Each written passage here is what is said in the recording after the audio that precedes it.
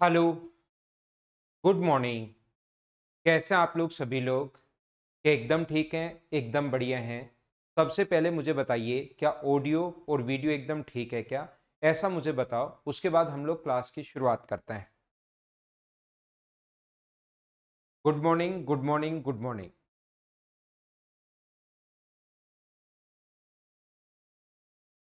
मैं एकदम बढ़िया, प्रॉपर है, परफेक्ट है। तो आइए फिर हम लोग शुरुआत करते हैं आज की क्लास। कल की क्लास में मैं आप लोगों को समझा चुका हूं और आज से मैं आप लोगों को क्वेश्चंस करवाने शुरू करूंगा। कल की क्लास में जो बेसिक कॉन्सेप्ट था वो मैं आपको अच्छे से ढंग से ठीक से बता चुका हूं। अब हम लोग इन क्वेश्चंस के प्रैक्टिस करेंगे, क्वेश्चंस हम लोग करने की कोशिश करेंगे और टाइप वाइज मैंने बांट दिया है। एक दो तीन चार पाँच छः ऐसे टोटल 12 टाइप्स बनाए गए हैं प्रॉफिट एंड लॉस के, ताकि आप लोग सिस्टमेटिक तरीके से अच्छे से समझ सको। मुझे बताइए कि आप लोगों को याद है क्या कि प्रॉफिट परसेंट या लॉस परसेंट हमेशा और हमेशा होता है कॉस्ट प्राइस का, और अपने पास जो डिस्काउंट मिलता है वो हमेशा मिलेगा मार्क प्राइस पर। डिस्काउंट जो मिलेगा हमेशा मार्क प्राइस पर मिलेगा और डिस्काउंट देते ही जो प्राइस आता है वो सेलिंग प्राइस होगा। कोई भी चीज अगर आप लोग खरीदते हो 1,000 रुपए की, या अपने पास ये मार्क प्राइस था इस पर 1,000 रुपए, और वो अगर इस पर 10% या 20% या 15% छूट दे रहा है, तो 20% इसका होगा 200। तो अपने पास ये जो 800 होगा ये अपने पास सेलिंग प्राइस होगा। यानी सेलिंग प्राइस निकालने के लिए आपने क्या किया, जो भी मार्क प्राइस था उसको इंटू कर दिया 80/100 से, तो अपने पास सेलिंग प्राइस आ जाएगा। यानी कि सेलिंग प्राइस निकालने के लिए हम लोग क्या करते हैं, जो भी अपने पास मार्क प्राइस है इसको इंटू करते हैं हम लोग 100 माइनस डिस्काउंट अपॉन 100 से, तो ये अपने पास आंसर आ जाएगा। बोलिए एकदम ठीक है क्या? डिस्काउंट परसेंट जो भी गिवन है तो अपने पास सेलिंग प्राइस आ जाएगा। बताइए ठीक है क्या? ये छोटी छोटी चीजें हैं लेकिन ये आप लोगों को पता होनी चाहिए। मैं आपको समझाना क्या चाह रहा हूं, ध्यान से सुनना और समझने की कोशिश करना। यहां पर मैं आप लोगों को ये बताना चाह रहा हूं कि कभी भी अगर कॉस्ट प्राइस आपको गिवन है, यदि कॉस्ट प्राइस गिवन है और प्रॉफिट परसेंट या लॉस परसेंट दिया हुआ है, कॉस्ट प्राइस अगर आपको गिवन है और अपने पास या तो दिया हुआ प्रॉफिट परसेंट या दिया हुआ लॉस परसेंट, ये भी गिवन है, और हम लोगों से पूछ ले कि बताओ सेलिंग प्राइस क्या होगा, तो कॉस्ट प्राइस आपको दिया हुआ है, प्रॉफिट परसेंट या लॉस परसेंट आपको दिया हुआ है और सेलिंग प्राइस पूछ ले, तो कल की क्लास में अगर आप लोगों को याद हो तो एक फॉर्मूला मैं आप लोगों को लिखवा के आया हूं कि सर सेलिंग प्राइस का जो फॉर्मूला होगा, आप लोग बोलोगे सेलिंग प्राइस बराबर जो भी कॉस्ट प्राइस दिया हुआ है उसको इंटू करेंगे 100, प्रॉफिट है तो प्लस का साइन और लॉस है तो माइनस का साइन, अपॉन 100 से। बोलिए एकदम ठीक है क्या? आप कहोगे बिल्कुल सही है, ये कल की क्लास में मैं आप लोगों को बता चुका था। सबसे पहले शुरुआत ही यहां से की थी, पहला फॉर्मूला यही बताया था, एक क्वेश्चन का एग्जांपल दिया था और शुरुआत जो की थी हम लोगों ने वो की थी यहीं से। बोलिए एकदम ठीक है क्या? धीरे धीरे मैं आगे बढ़ता हूं, चीजें आप लोगों को समझाने की कोशिश करूंगा। यहां पर मैं क्या कह रहा हूं, यहां पर मैं ये कह रहा हूं मान लो मार्क प्राइस दिया हुआ है और अपने पास डिस्काउंट, ये गिवन है, दोनों डिस्काउंट परसेंट हम लोगों को दिया हुआ है, और हम लोगों से पूछे कि बताओ सेलिंग प्राइस क्या होगा, तो क्या आप लोग सेलिंग प्राइस फाइंड आउट कर पाओगे क्या? ये कल की क्लास में लास्ट में मैंने बताया था। ये जो अपने पास होता है ये कल की क्लास में मैं आप लोगों को बता चुका हूं। तो सेलिंग प्राइस बराबर अपने पास क्या होगा, जो भी मार्क प्राइस हमें गिवन हो उसको इंटू कर देंगे हम लोग 100 माइनस डिस्काउंट अपॉन 100 से। बोलिए ठीक है क्या? इस चीज को हम लोग इंटू कर देंगे 100 माइनस डिस्काउंट अपॉन 100 से।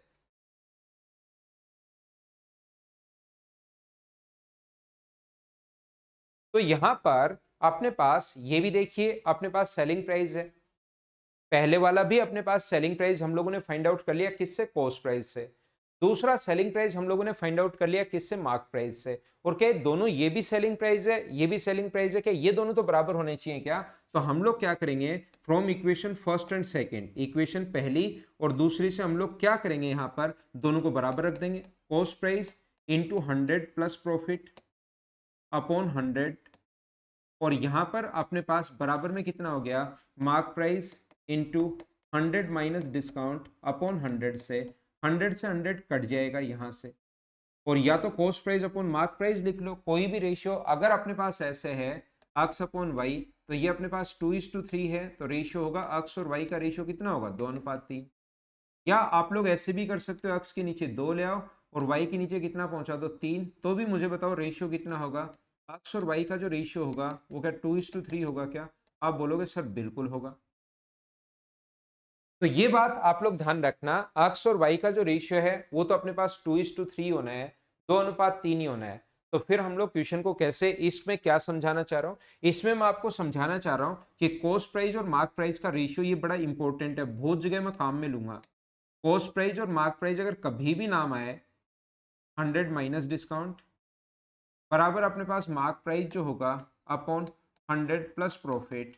मुझे बताइए क्या ये दोनों का रेशियो, कॉस्ट प्राइस और मार्क प्राइस अगर कभी भी पूछे, लगेगा अजीब जब मैं लिखूंगा कि कॉस्ट प्राइस जो होता है वो 100 माइनस डिस्काउंट होता है और मार्क प्राइस होता है, मान लो डिस्काउंट प्रॉफिट अपने पास 20%, प्रॉफिट 20% है और अपने पास डिस्काउंट परसेंट जो दिया हुआ है वो दिया हुआ है 40%। देन आप लोग बताइए कि कॉस्ट प्राइस और मार्क प्राइस का रेशियो क्या होगा। तो ध्यान रखना, कॉस्ट प्राइस जो होता है वो 100 माइनस डिस्काउंट यानी कॉस्ट प्राइस 60 होगा और मार्क प्राइस होता है 100 प्लस प्रॉफिट यानी कि 120 होगा। तो दोनों का रेशियो निकालना पड़े तो कितना आ जाएगा 1:2। तो ये चीजें वहां पर अजीब लगेंगी, फिर सर कॉस्ट प्राइस के लिए डिस्काउंट माइनस कर रहे हैं और मार्क प्राइस के लिए ये प्लस कर रहे हैं, ऐसा क्यों, ये उल्टा होता है। ये चीज याद रखना, ये इंपॉर्टेंट है, बहुत सारे क्वेश्चन में यहां भी काम में लोगे और ये एग्जाम में भी काफी सारे क्वेश्चंस में काम में आता है। बोलिए ठीक है क्या? ये अपने पास यहां भी काम में आ जाएगा और एग्जाम में भी ये चीज काम में आएगी आपके, ध्यान रखना।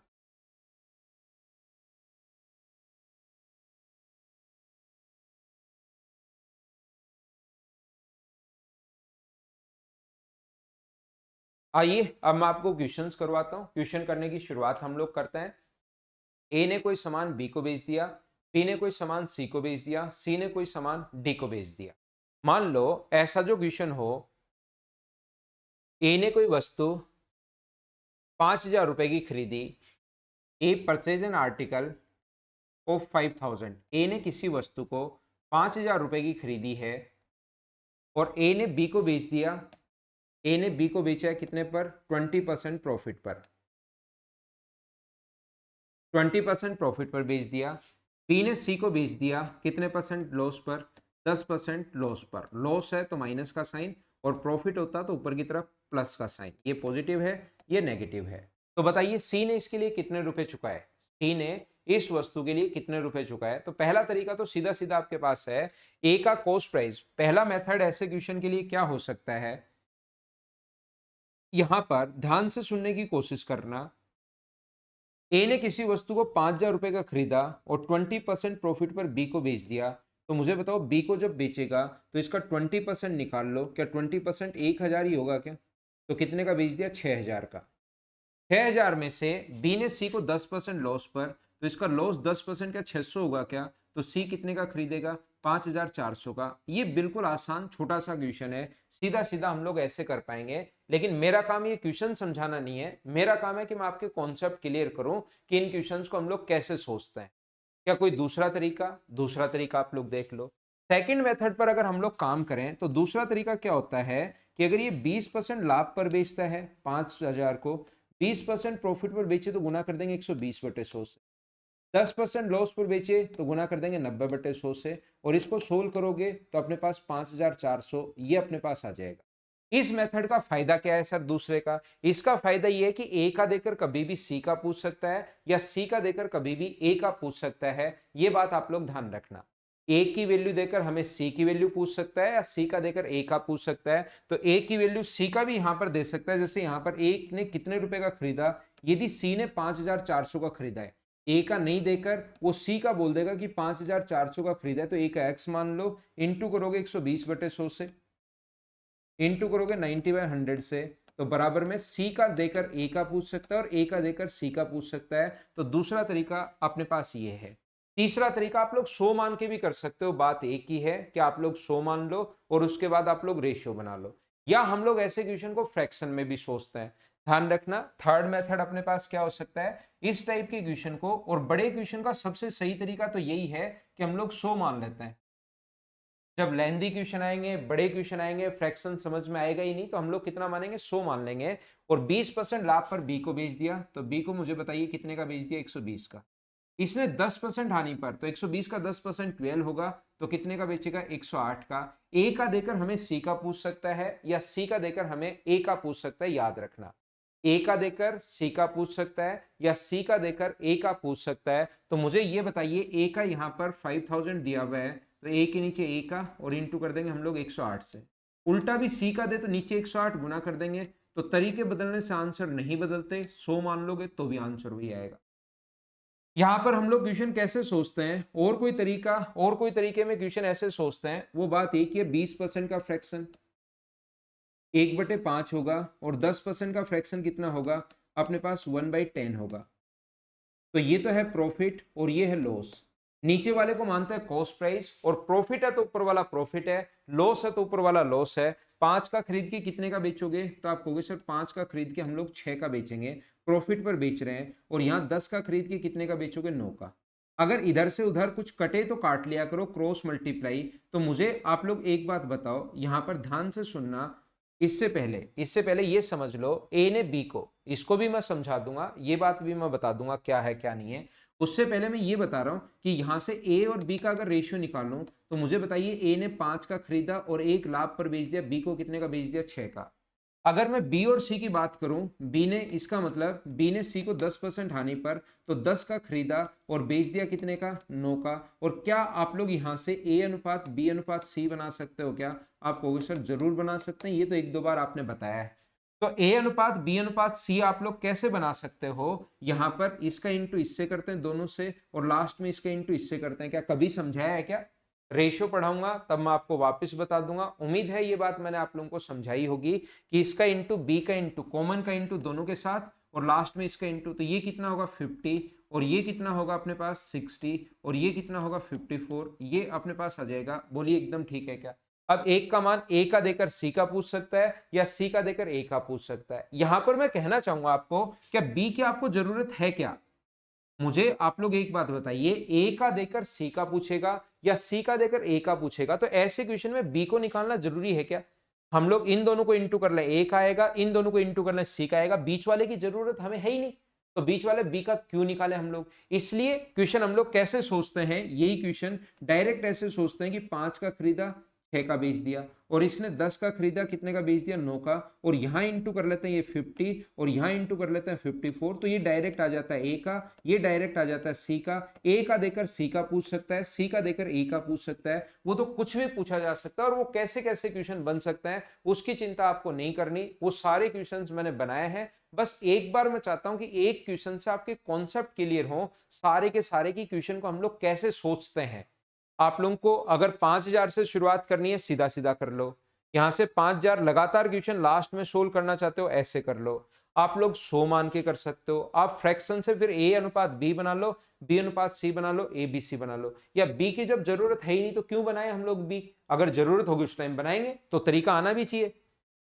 तरीका आप लोगों को सीधा सीधा ये रटा हुआ नहीं होना चाहिए कि ये रट ले और बात खत्म, क्योंकि कभी बी की जरूरत पड़ जाएगी। अगर जरूरत पड़ेगी तो हम लोग बनाएंगे, जरूरत नहीं पड़ेगी तो हम लोग नहीं बनाएंगे। तो मेथड तो आना चाहिए ना, कॉन्सेप्ट तो क्लियर होना ही चाहिए आपका। ठीक है ना?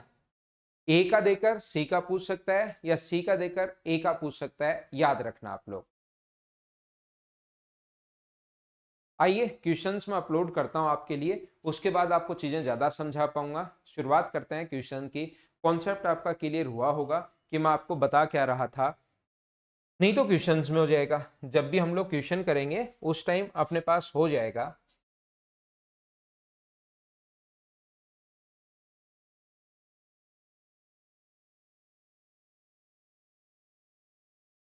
चलो करने की कोशिश करो,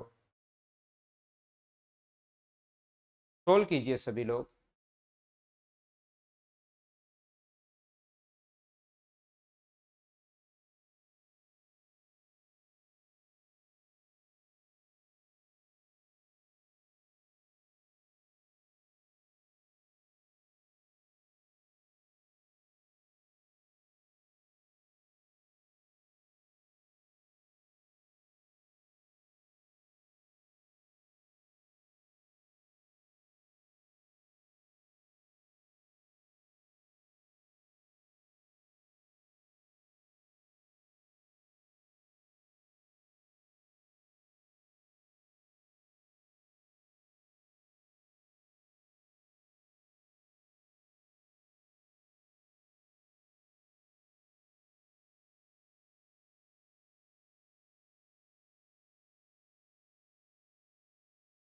आसान क्वेश्चन से शुरुआत कर रहे हैं, धीरे धीरे हम लोग आगे बढ़ेंगे, कॉन्सेप्ट हमारे क्लियर होते जाएंगे, आगे बढ़ते जाएंगे, क्वेश्चन धीरे धीरे आगे की तरफ बढ़ते रहेंगे।